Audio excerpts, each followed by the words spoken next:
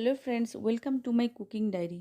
আজ চলে এসেছি একটা হেলদি ব্রেকফাস্ট নিয়ে, chicken and chickpea pasta salad, যেটা বাচ্চা থেকে বড় সবাই খেতে পারে। আর সকালের যেমন ব্রেকফাস্ট হিসেবে খাওয়া যেতে পারে, আবার সন্ধেবেলাতে টিফিন হিসেবেও খাওয়া যেতে পারে।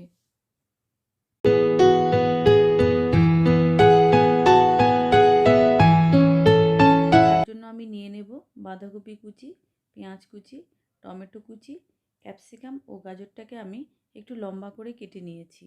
এরপর একটি প্যানে অল্প তেল দিয়ে তাতে রসুন কুচি দিয়ে দেব। এটাকে একটু ভেজে নিয়ে তারপর আমি তাতে দিয়ে দেব চিকেন কিমা। চিকেন কিমাটাকে একটু ভালো করে ভাজতে হবে। দেব লাল লঙ্কার গুঁড়ো, হালকা একটু লবণ দিয়ে ভালো করে লাল করে ভেজে নামিয়ে নেব। এক্সট্রা কোনো আমি তেল দেব না, তার মধ্যে সব সবজিগুলোকে হালকা করে ভেজে নেব। আজকাল কেউ হেভি খাবার খেতে পছন্দ করে না, আর সবসময় রুটি বা পরোটা করা হয়ে ওঠে না, তো তার জন্য এরকম একটা হেলদি রেসিপি করে নেওয়াই যেতে পারে।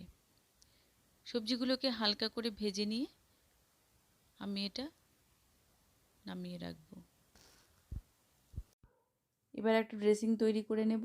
তার জন্য আমি 3 চামচ মতো নিয়ে নেব দই, 1 চামচ অলিভ অয়েল, 1 চামচ মতো গ্রিন চিলি সস, দেব একটু মধু আর দেব চিলি ফ্লেক্স দিয়ে এগুলোকে ভালো করে আমি ব্লেন্ড করে নেব। ভেজে রাখা সব সবজিগুলো একটা বাউলে নিয়ে নেব।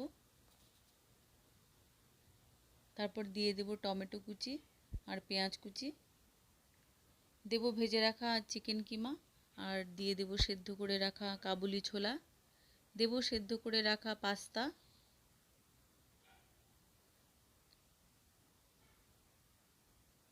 আর যেটা ব্লেন্ড করে রেখেছিলাম ড্রেসিং, সেটা আমি উপর দিয়ে দেব।